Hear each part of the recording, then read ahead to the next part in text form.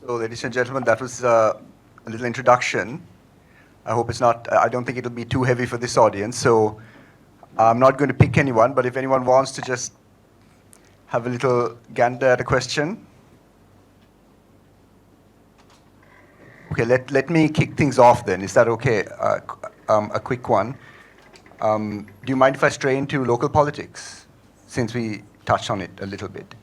So all of the recent interventions by Dr. Dayan Jayatilaka have a pretty similar theme in terms of the upcoming election and who he thinks will win, should win, all of that.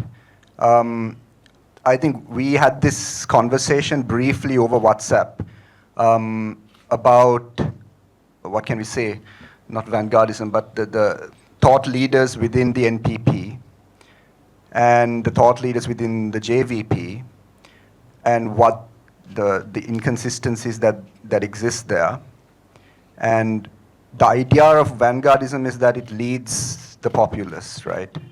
But I'm struggling to find in the current NPP, JVP discourse that kind of coherence. So on one side, you have a lot of international visits, but no real understanding of, for example, if you go to India and you meet the foreign minister, but you don't discuss the 13th Amendment or you don't give us any idea of any changes to your views on the 13th Amendment, then that is a photo opportunity in India, if I may say. So what is the point of it?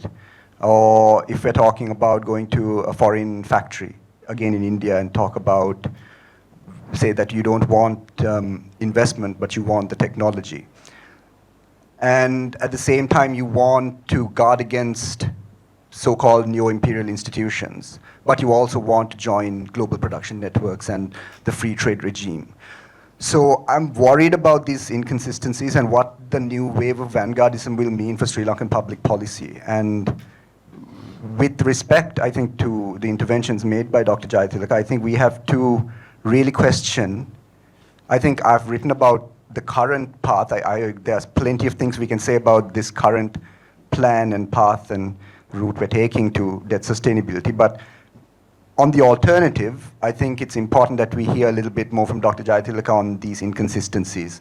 So if you all don't mind, I'll take it away from the audience and give it to Dr. Jayatilaka for a little bit. And then I hope we can have a few questions. I want to see a few hands go up quickly when the next time comes around.